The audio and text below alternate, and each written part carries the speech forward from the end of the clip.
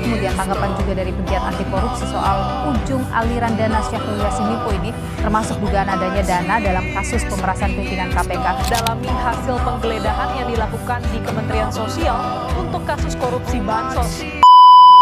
Baik, terima kasih atas kesempatan. Kami dari kelompok 4 dengan nama-nama anggota kelompok, saya Abelia Munolimai, saya Maria Sunarunete, saya Restui. Dan pada saat ini kami akan mendeskripsikan tugas dari pendidikan budaya anti korupsi dengan dosen pembimbing Dr.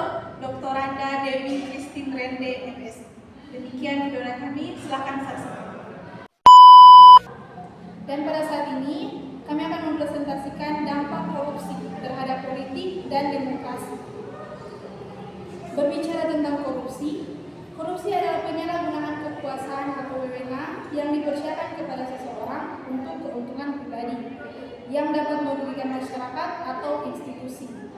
Korupsi dapat terjadi di berbagai tingkatan pemerintahan, organisasi, atau sektor swasta, dan biasanya melibatkan praktik ilegal atau tidak etis.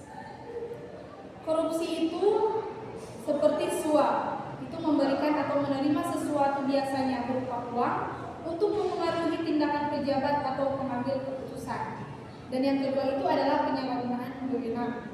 Pejabat menggunakan kekuasaan mereka untuk melakukan tindakan yang merugikan orang lain atau kepentingan pribadi. Di sini korupsi memiliki dampak yang signifikan terhadap politik dan demokrasi di berbagai negara. Berikut adalah beberapa aspek dampak tersebut. Yang pertama, 1. Mengurangi kepercayaan publik. Korupsi merusak kepercayaan masyarakat terhadap institusi pemerintah dan proses politik. Ketika pejabat publik terlibat dalam praktik korupsi, masyarakat cenderung merasa skeptis dan kehilangan keyakinan bahwa pemerintah berfungsi untuk kepentingan mereka. Yang kedua itu ada pengaruh terhadap kebijakan.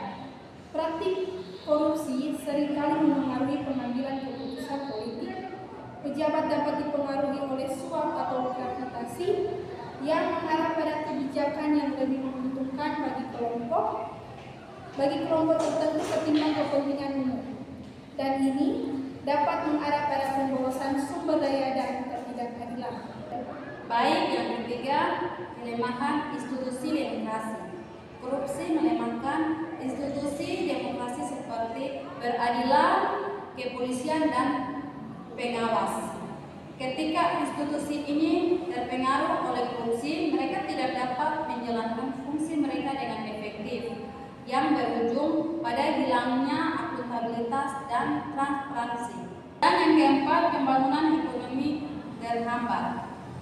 Korupsi dapat menghambat investasi yang pertumbuhan ekonomi. Investor cenderung menghindari negara yang memiliki tingkat korupsi tinggi karena risiko yang lebih besar dan ketidakpastian hukum. Akibatnya potensi pembangunan ekonomi terganggu. Dan yang kelima, ketidakadilan sosial. Korupsi seringkali memperburuk ketidakadilan sosial. Sumber daya yang seharusnya digunakan untuk pembangunan masyarakat seringkali dialihkan ke kantong individu tertentu. Hal ini memperlebar kesenjangan sosial dan ekonomi serta meningkatkan kemiskinan. Dan yang keenam, mengancam stabilitas politik. Korupsi dapat memicu ketidakpuasan masyarakat yang dapat berujung pada protes atau bahkan konflik sosial. Ketidakstabilan ini dapat mengganggu proses demokrasi dan menciptakan lingkungan yang kondusif bagi kekuasaan otoriter. Dan yang ketujuh, pelanggaran hak asasi manusia di beberapa negara. Korupsi dapat berkontribusi pada pelanggaran hak asasi manusia, di mana pejabat mengabaikan atau menindas masyarakat untuk melindungi kepentingan pribadi. Bahkan budaya impunitas yang mengancam hak-hak dasar individu. Dan kesimpulan, korupsi bukan hanya masalah moral, tetapi juga tantangan serius bagi keberlangsungan politik dan demokrasi untuk membangun sistem politik yang sehat dan demokratis. Upaya pemberantasan korupsi harus menjadi prioritas dengan melibatkan semua elemen masyarakat, termasuk pemerintah, sektor swasta, dan organisasi masyarakat sipil.